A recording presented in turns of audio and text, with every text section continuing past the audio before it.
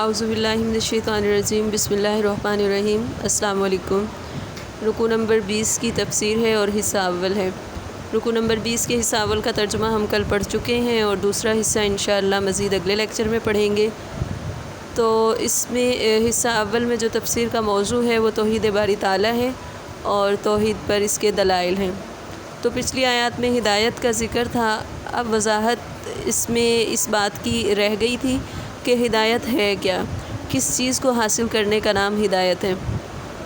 صرف ایک رب کی پرستش کرنا، عبادت کرنا جو ذات میں بھی اکیلا ہو، صفات میں بھی اکیلا ہو، جس کا کوئی برابر نہ ہو، جس کا کوئی ہمسر نہ ہو، جس کو کسی نے پیدا نہیں کیا، جس کی کوئی اولاد نہیں، جس کے کوئی والدین نہیں، جو ہر چیز سے بے نیاز ہے، تمام دنیا کا اکیلا خالق ہے۔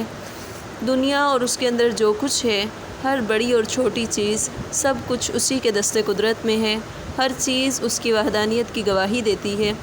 کائنات کا ذرہ ذرہ اس کی توحید کا مظہر ہے، جو کچھ آسمان میں ہے، جو کچھ زمین میں ہے، سب اسی کا پیدا کیا ہوا ہے، سب اسی کی تسبیح بیان کرنے والا ہے۔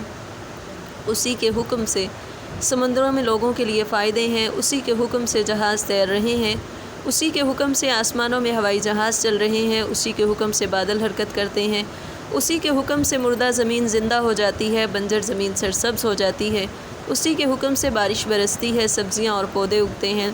یہ اسی پروردگار کا کرشمہ ہے کہ اس نے زمین میں ہر طرح کے جانور پیدا کیے، ہر طرح کی نباتات، حیوانات، پرندے اور مختلف قسم کی مخلوق جو ہے وہ دنیا میں پیدا کی۔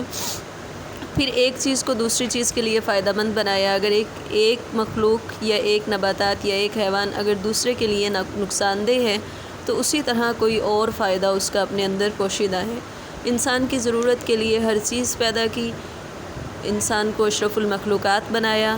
ہوائیں، فضا، بحر و بر، سمندر، جانور، پرندے، کھیتی، سبزہ، سب کچھ اس کا مطیع کر دیا، اس کے اشارے کا پابند کر دیا۔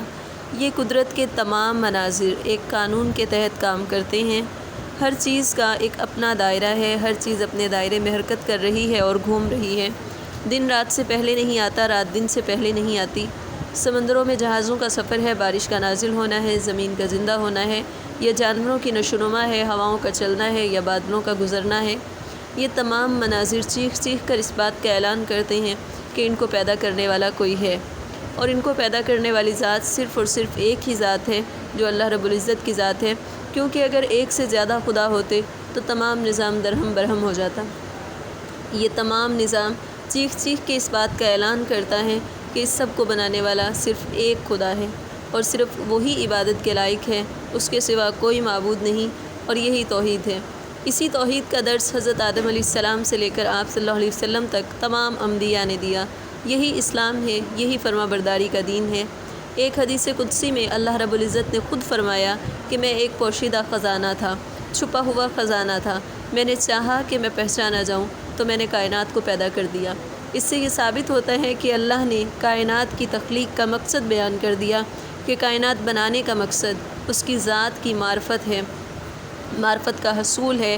اسی لیے صوفیاء نے سب سے زیادہ اس بات پر زور دیا کہ انسان سب سے پہلے اپنے رب کو پہچانے، اپنی ذات کے بعد اپنے رب کی معرفت کا حصول ہے انسان کے لیے اہم۔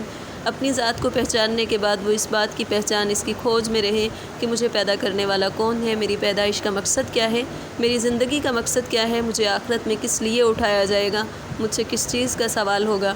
جب ہم ساری چیزوں پر غور کریں تو ہمیں صرف اور صرف ایک ہی ذات ہر جگہ نظر آئے گی، اور وہ اللہ رب العزت کی ذات ہے، اور یہی توحید ہے۔